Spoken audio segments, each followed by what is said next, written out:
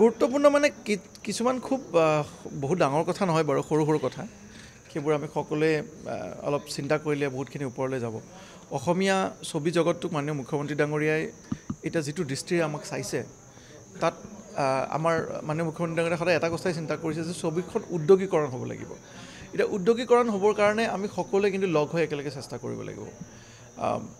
তাৰ কাৰণে বহুত বস্তু ইনফ্ৰাষ্ট্ৰাকচাৰ ডেভেলপমেণ্টৰ কাৰণে এবাৰ অলমষ্ট 25 কোটি টকা এটা মাননীয় মুখ্যমন্ত্ৰী ডাঙৰীয়াই দিছে। 50টা চিনেমা হলৰ অনুদান হিচাপে আগবঢ়াইছে, আংশীদাৰিত্ব অনুদান হিচাপে আগবাঢ়িছে, 20খন চিনেমাৰ কাৰণে অনুদান তেখেতে আগবঢ়াইছে। তেনে ক্ষেত্ৰত ইমান ডাঙৰ এটা ইনফ্ৰাষ্ট্ৰাকচাৰ হওক বা ফাইনেন্সিয়েল ছাপোৰ্ট আগবঢ়োৱাৰ পিছত আমাৰ প্ৰতিজন নৱপ্ৰজন্মৰ যিসকল ফিল্ম মেকাৰ আছে তেখেতসকলে উৎসাহ আৰু অনুপ্ৰেৰণা লৈ আগবাঢ়ি আহিব লাগে ভাল ভাল চিনেমা বনাবৰ কাৰণে। কেইদিনমান আগতে পূজা এণ্টাৰটেইনমেণ্টৰ যি স্বত্বাধিকাৰী বাসু ভাগনানী আৰু জেকি ভাগনানী, জেকি আহিছিলে অসমলৈ। আপোনালোকৰ নিউজতে তেখেত চাগে দেখুৱাইছে যে তেখেতে কৈছে যে আমি এখন অসমীয়া চিনেমা বনাম। আৰু এইটো আমাৰ কাৰণে খুব ভাল কথা যে দেশৰ এটা আগশাৰীৰ খুব ডাঙৰ যি 7টা প্ৰডাকশ্যন হাউচ আছে বা 10টা প্ৰডাকশ্যন হাউচ আছে, তাৰ এটা ডাঙৰ প্ৰডাকশ্যন হাউচ। তেখেতসকলে 100 কোটিৰ তলত চিনেমা কৰাই নাই, চব ওপৰত কৰে। তেনেকুৱা প্ৰডাকশ্যন হাউচ এটাই যেতিয়া কৈছে যে আমি অসমীয়া চিনেমা বনাবৰ কাৰণে আমি ফাইনেন্স কৰিম, সেইটো আমাৰ কাৰণে যথেষ্টখিনি ভাল কথা আৰু ভাল লগা কথা। আৰু তেখেতসকলে কৈছে যে এজন কো-প্ৰডিউচাৰ তেখেতসকলে অসমৰ পৰা ল'ব সেই চিনেমাখনত।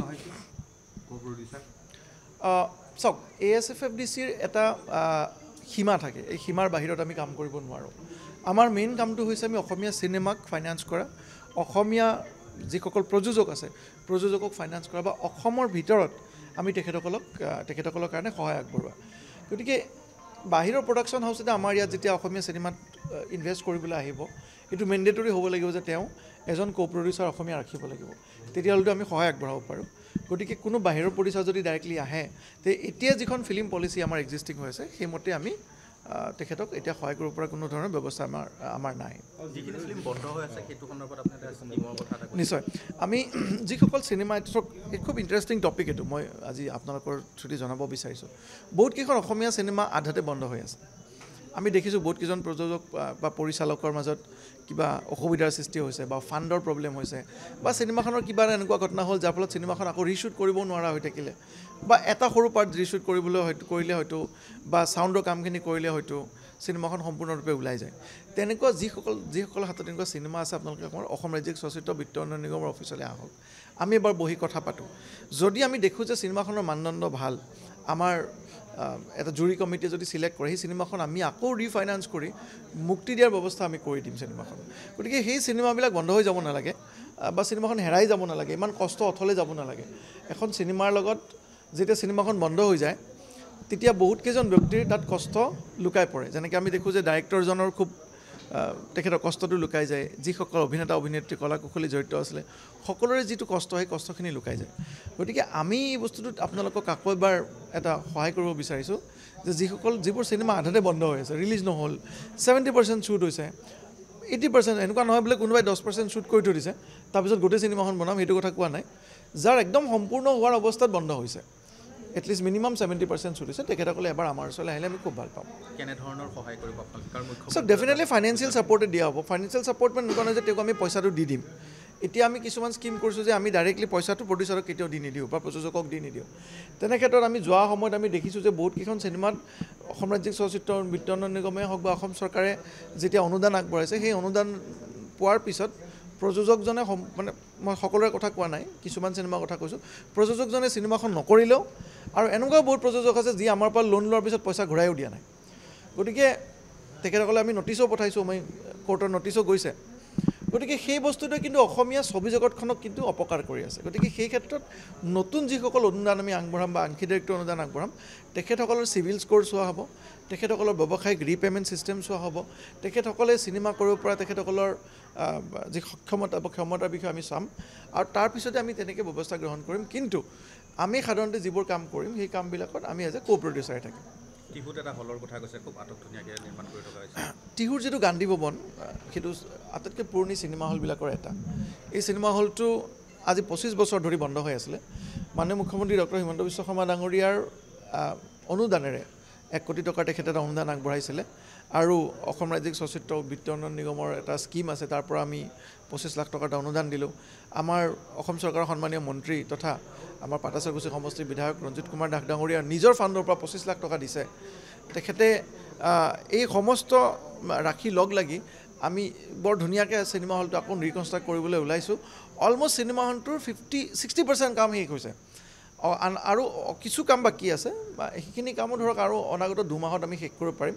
আৰু আশা কৰিছোঁ যাতে মে' মাহত যদি মাননীয় মুখ্যমন্ত্ৰী ডাঙৰীয়া উপস্থিত থাকে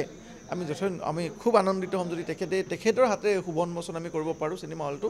কিয়নো অসমৰ পুৰণি চিনেমা হলবিলাকৰ ভিতৰত এইটো এটা আৰু এইটো নামনি অসমৰ আটাইতকৈ ধুনীয়া চিনেমা হল হ'ব বুলি আমি আশা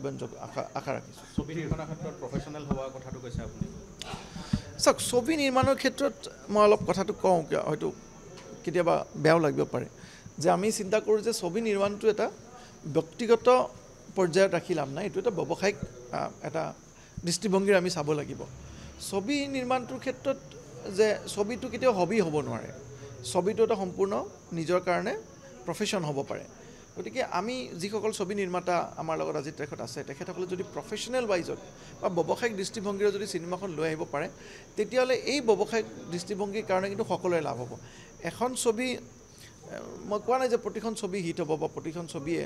ব্যৱসায়িকভাৱে সাফল্য ল'ব বা ব্যৱসায়িক যিখিনি পইচা পাব লগা আছে ঘূৰাই পাব নাপাবও পাৰে কিন্তু দৃষ্টিভংগীটোত চাব লাগিব যে আমি সেই মাত্ৰাৰ দৃষ্টিভংগীত আমি চিনেমাখন ৰাখিব লাগিব বা সেইটো দৃষ্টিভংগীৰে বনাব লাগিব আৰু তেতিয়া দেখিম যে ছবিখন উদ্যোগীকৰণৰ ক্ষেত্ৰত আমি যথেষ্টখিনি আগবাঢ়ি গৈছোঁ কাৰ সন্দৰ্ভত ক'বলগীয়া একো নাই কাৰ সন্দৰ্ভত ক'বলগীয়া এটা বস্তু হৈছে আমি চবলৈ মানুহ আৰু এতিয়া মই কৈ দিলে আপোনালোকে নিউজত বজাই দিব দুটা পলিচি আছে এই পলিচিবিলাকৰ পৰা সমূহ যিসকল আমাৰ আৰ্টিষ্ট আছে আমাৰ যিসকল বিশেষকৈ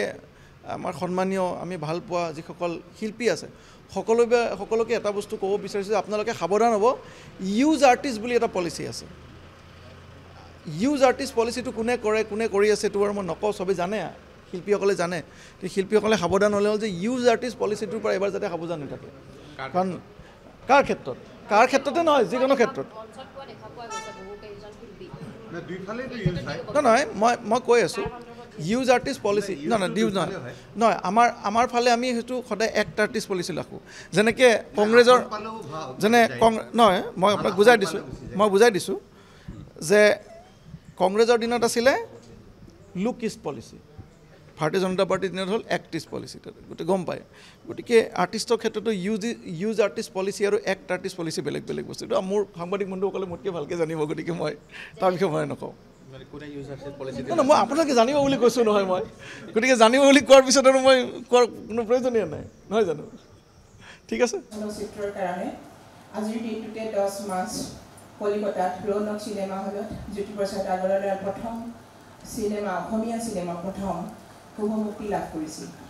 আৰু আজিৰ এই বিশেষ দিনটোতে এখন নতুন অসমীয়া চলচ্চিত্ৰই প্ৰথম ভুমুকি মাৰিছে আমাৰ আগত পিশাচ তো এই সুযোগতে মই অসমীয়া চলচ্চিত্ৰৰ লগত জড়িত প্ৰত্যেকজন ব্যক্তি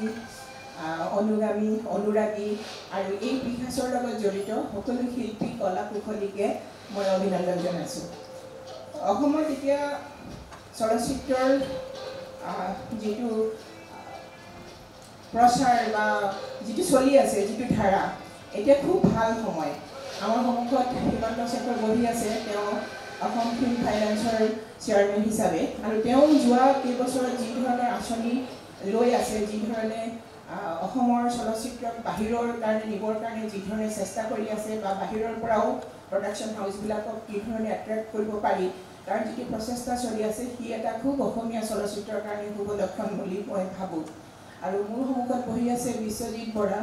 এখন খুব কালজয়ী মই ভাবোঁ এখন ক্লাছিক চিনেমা নিৰ্মাণ তেখেতে কৰি আছে আৰু যিখন চিনেমা মই ভাবোঁ যে অসমত পোনপ্ৰথমবাৰৰ বাবে এখন বেষ্ট হাই বাজেটৰ ভাল with very good technical support VFX all এখন ডাঙৰ চলচ্চিত্ৰ নিৰ্মাণৰত হৈ আছে তেওঁ কৈছে যে কিমান কষ্ট কেতিয়াবা নাইটমেয়াৰ হয় মই জানো যে অসমৰ আমাৰ যিটো এতিয়া অৱস্থা চলচ্চিত্ৰৰ সেইটোক চেলেঞ্জ জনাই এখন ডাঙৰ চলচ্চিত্ৰ নিৰ্মাণ কৰাটো সঁচাকৈয়ে বৰ কষ্টসাধ্য কাম তথাপিও ভাল চিনেমা হৈ আছে